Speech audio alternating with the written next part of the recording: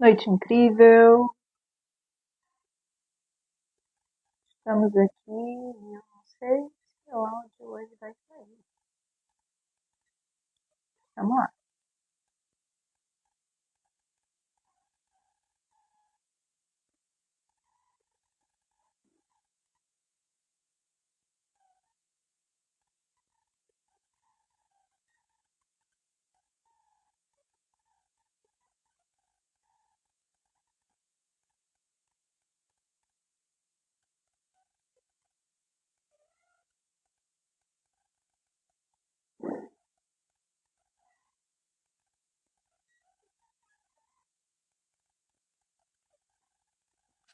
Bem, a gente vai para a parte 2 do livro A Mulher Virtuosa.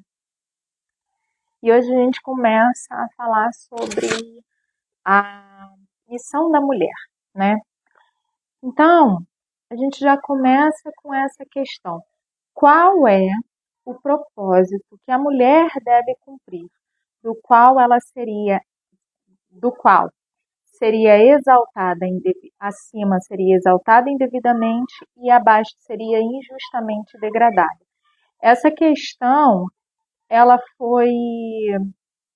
é uma questão que me chama muita atenção e que merece ser o começo o start, né, do nosso bate-papo acerca dessa parte do livro.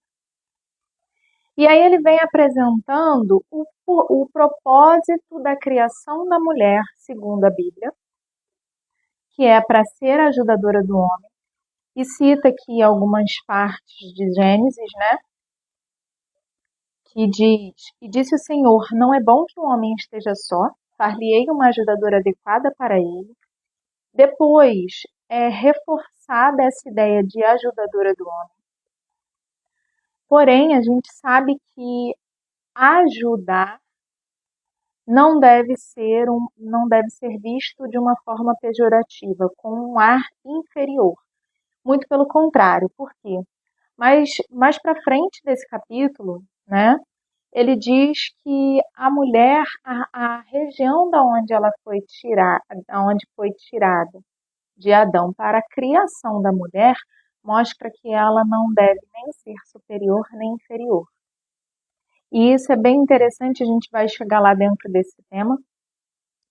E vamos começar aqui falando, né, que aquele que os criou, tanto homem quanto mulher, está mais qualificado para declarar a intenção de seus próprios atos e vocês podem confiar seguramente, como deveriam humildemente, nele para definir sua posição e tornar conhecidos seus deveres.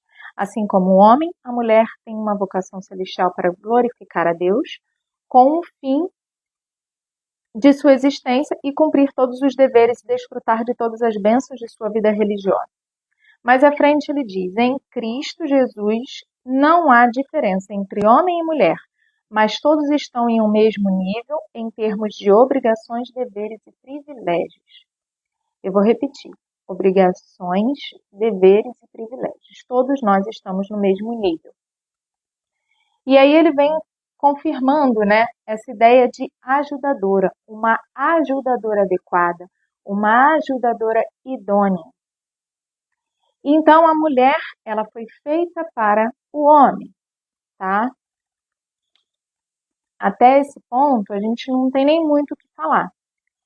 Mas ele explica o porquê que o homem precisava dessa ajudadora. Formado para pensar, falar e amar, os seus pensamentos, os pensamentos do homem, ansiavam por outros pensamentos com os quais ele comparar e exercitar suas aspirações elevadas. Noite incrível, Sara.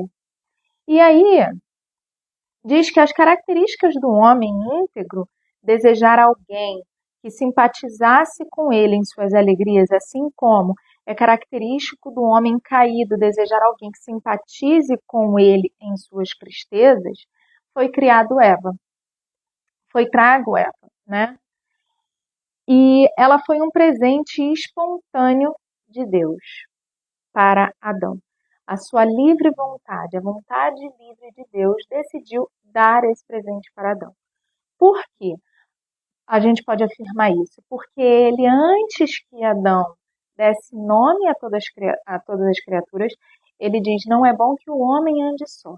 E aí começou o homem a procurar por alguém que ele pudesse compartilhar, porque até então ele era solitário. Quando Deus avalia que não é bom que o homem esteja só e escolhe adormecer e tirar de sua costela, tirar uma de suas costelas e criar uma ajudadora adequada, ele também diz que ela foi projetada exclusivamente para para o conforto de Adão. Isso nos ensina, logo de início, que embora a mulher possa ter uma missão a cumprir em relação ao homem no sentido geral, a sua missão, pelo menos na vida conjugal, é ser uma ajudadora adequada. É interessante também que, mais à frente, ele diz que desde o princípio foi declarado que todos os outros laços, embora não sejam rompidos pelo casamento, devem ser subordinados, e o homem deve deixar seu pai e sua mãe e apegar-se à sua mulher, e serão ambos uma só carne. Por esse motivo, a mulher mais uma vez é colocada como ajudadora.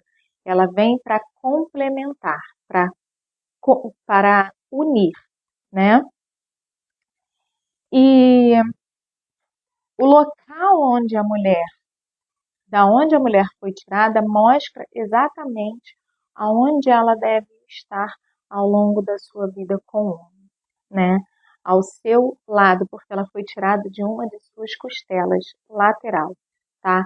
Então ela não está ela não foi tirada da cabeça para governar acima dele, nem dos pés para ser pisada por ele, mas ela foi tirada do seu lado para mostrar que deveria ser sua companheira, tá? E é evidente que em toda parte da palavra de Deus, a mulher ela foi destinada para ocupar uma posição de subordinação e dependência, tá? E o seu desejo será para o teu marido e ele te dominará. Quando essa palavra vem na Bíblia, tá? Essa palavra vem quando ela coloca o homem em pecado. Lembrando que a mulher ela não é proibida de experimentar do fruto da árvore do conhecimento do bem e do mal. Mas a partir do momento que ela experimenta, mostra para o homem que ela não morre erradamente e leva o homem a agir contra o pedido de Deus, né, a infringir uma ordem de Deus, ela passa a ser colocada numa condição de ser dominada, né, pelo seu marido, e muito do caminho fala que ele erradamente a sociedade coloca a mulher numa condição de inferioridade, tá? Porém, ela não é inferior, muito pelo contrário. Pedro, ele escreve que a mulher, então, se submeta a essa autoridade e não se sinta degradada por tal submissão. Já foi dito que, na vida doméstica, o homem brilha como o sol, enquanto a mulher como a lua, com um esplendor emprestado do homem. A mulher, ela, embora derive igualmente o seu resplendor, ainda é um satélite do homem. Ela gira em torno dele, ela segue o seu caminho e o serve, tá?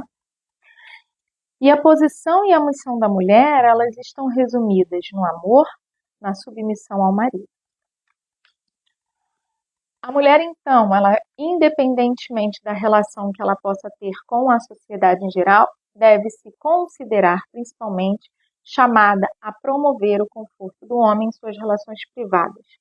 Ela irá promover a sua própria paz ao promover a dele e receber dele todo respeito, proteção e afeto constante, a que a sua natureza igual, sua companhia, sua dedicação lhe confere um direito tão justo. Ou seja, A mulher, ela deve receber igualmente, justamente, partindo da sua dedicação, da sua companhia, o direito a ser respeitada, protegida e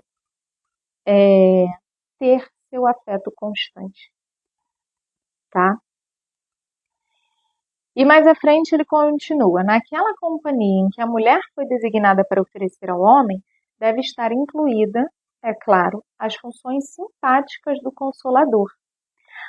O homem, tendo essa companhia da mulher, a mulher representa o consolo, representa o ânimo, representa a cura das feridas, representa o alívio ao fardo que ele compartilha, representa o acalmar com suas palavras a paz e o tumulto de seu coração e agir em todas as suas tristezas. Ela representa um anjo ministrador. É interessante a gente ser convidada a esse olhar. Por quê? Porque às vezes a gente não se posiciona, não se comporta com essa orientação. A gente às vezes reclama, às vezes a gente se irrita, às vezes a gente questiona o porquê de tanto cargo, de tantas demandas. Mas foi para isso que a gente foi criada, para auxiliar, para ser a companhia, para ser o suporte, para ser o pilar, tá? O sustento emocional, tá bom?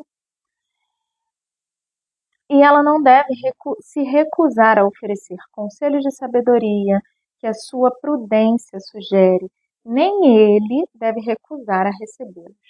O conselho da mulher, se tivesse sido solicitado e seguido, teria salvo milhares de homens da falência e da ruína. Poucos homens já se arrependeram de buscar conselhos de uma esposa prudente. Vamos repetir, esposa prudente, tá? E essa é a missão da mulher, de acordo com a representação do seu todo-poderoso Criador. Ser a companheira adequada daquele homem a quem ela se entregou como companheira de sua peregrinação na terra, e isso pressupõe que o casamento, contraído com devida prudência e sob todas as regulamentações adequadas, é o estado natural, tanto do homem quanto da mulher. A missão da mulher para a sociedade em geral, tá? É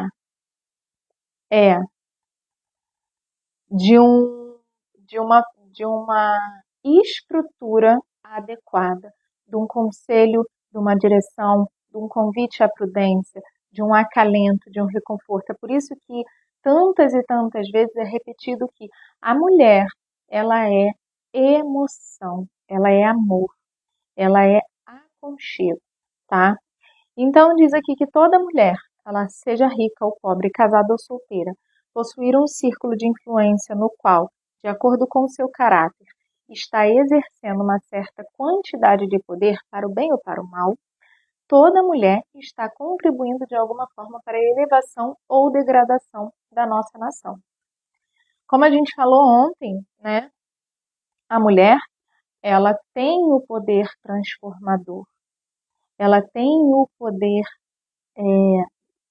degradador ou elevador. Porque, de acordo com a sua prudência, de acordo com os seus princípios, de acordo com como ela leva os seus princípios, negociando ou não negociando aquilo que para ela é de extrema importância.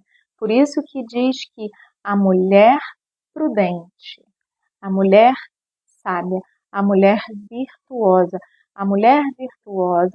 ela traz consigo características e princípios inegociáveis, e essa prudência e essas virtudes podem edificar uma nação. Da mesma forma que o contrário também acontece, né? Então, até certo ponto, a mulher ela é conservadora do bem-estar de sua nação. Sua virtude se firme e não corrompida, servirá como sentinela sobre a do império. A lei, a justiça, a liberdade e as artes, elas contribuem com a nação. Mas, se o padrão geral da moral feminina, e isso é muito sério, se o padrão geral da moral feminina for baixo, tudo é inútil. Tudo cai, tudo degrada, não prospera. Por quê? Porque uma comunidade não é provável de ser destruída onde a mulher cumpre a sua missão. Pois pelo poder de seu nobre coração sobre o coração dos outros, ela elevará de suas ruínas e restaurará novamente para a prosperidade e alegria. A mulher, ela tem uma função restauradora. Lembrando que no livro fala que a mulher, ela vem como um anjo consolador, um anjo ministrador.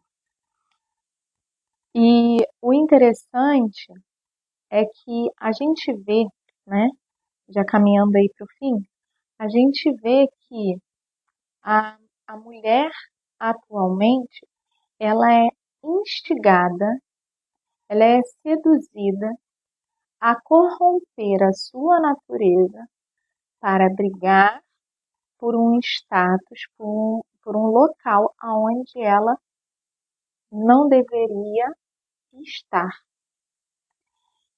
E antes de concluir toda essa reflexão em cima dessa parte do livro, né, é dito aqui que parte da missão da mulher é importante no seu campo a vida social. Seus objetivos é a felicidade social. Sua recompensa é a gratidão e o respeito social.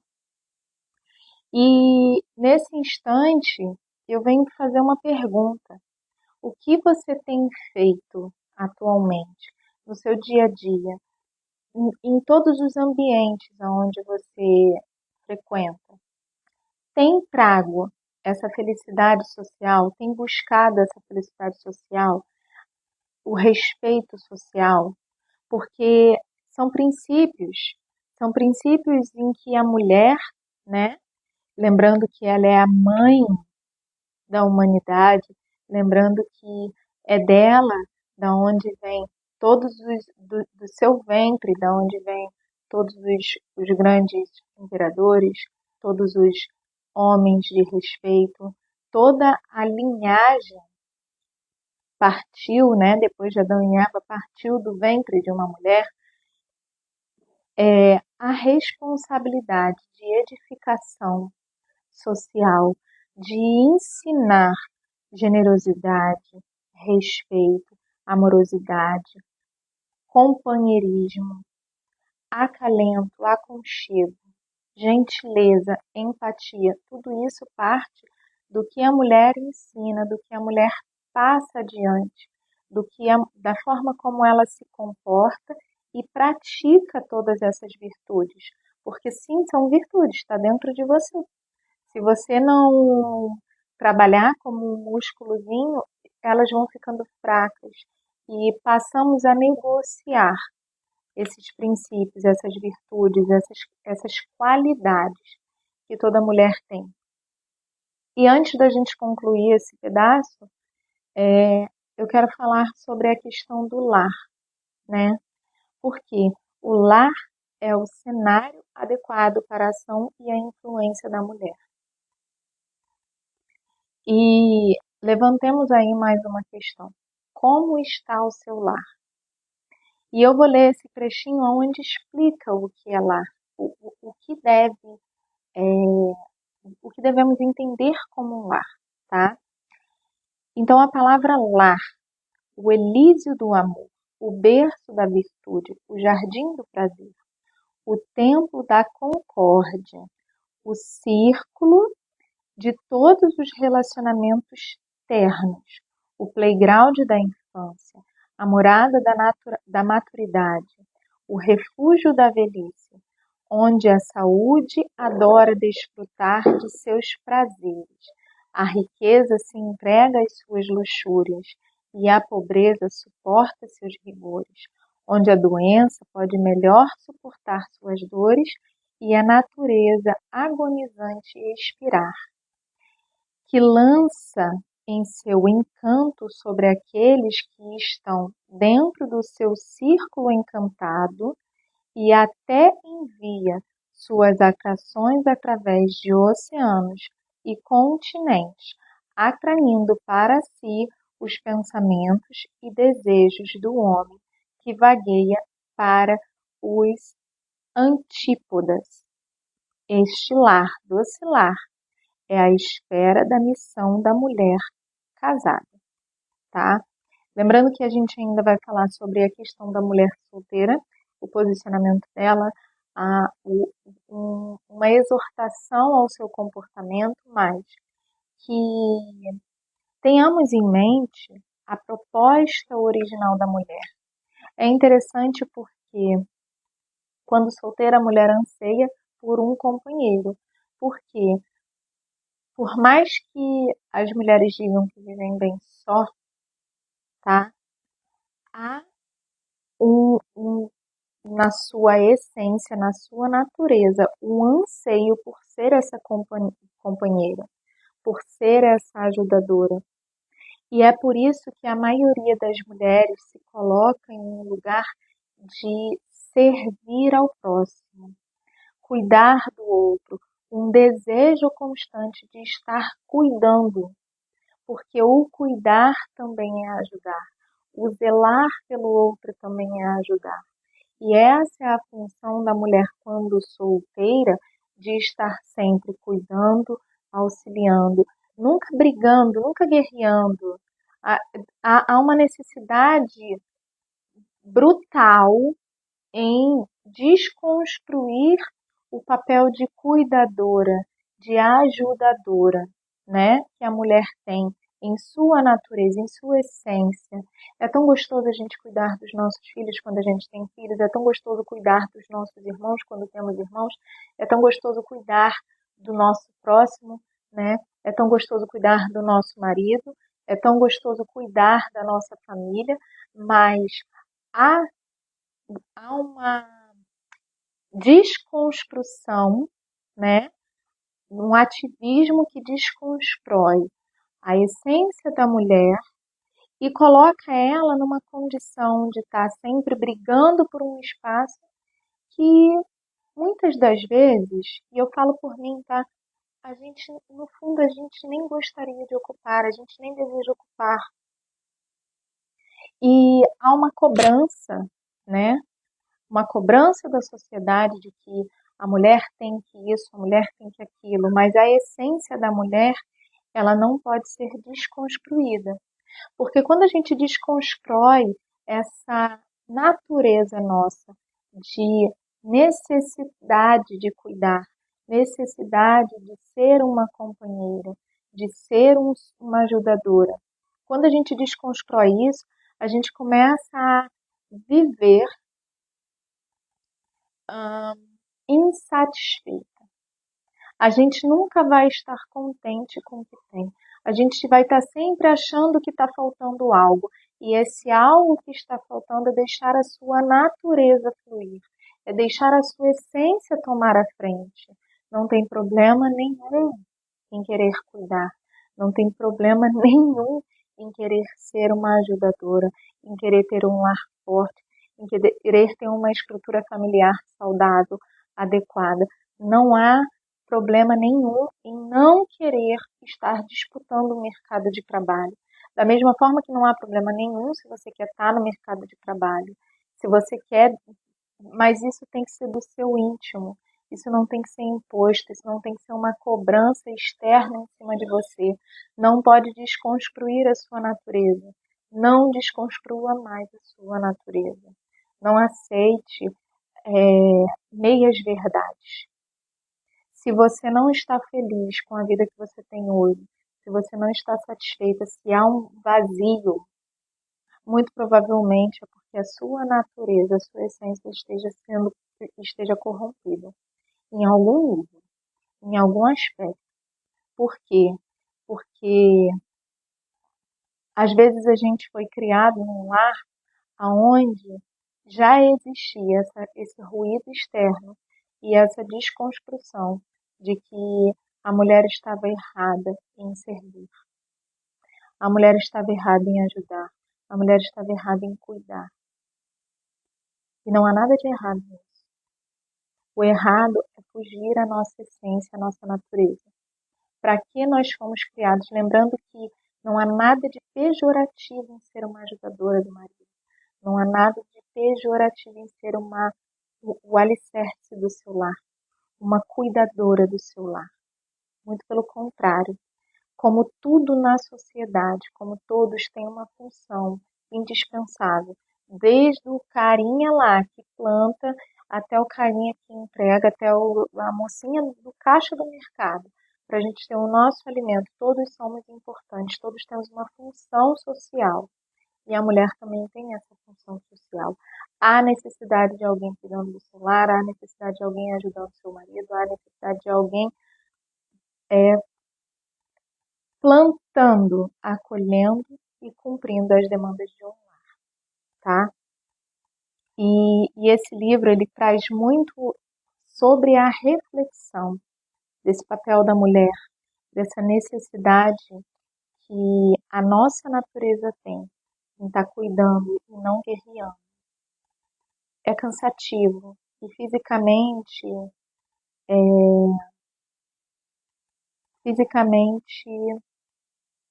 como é que eu posso dizer? A palavra fugiu agora à minha mente.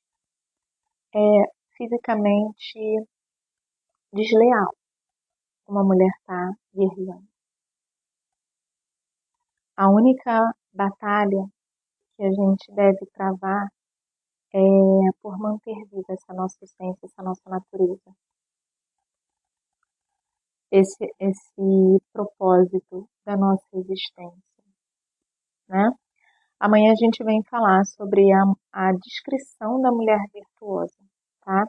Para quem não conhece, lá em Provérbios 31 há uma descrição de do que tem essa mulher virtuosa, quais as virtudes que essa mulher deve ter. E o quanto ela é exaltada, o quanto ela o quanto vem o mérito dessa mulher, o quanto é lindo essa mulher virtuosa descrita lá em Provérbios, tá bom? Um beijo no coração de vocês. Amanhã nós temos o nosso terceiro encontro desse livro. A live fica gravada, né? Porque eu entendo que nem sempre é o melhor horário para todos, mas é o melhor horário para casa.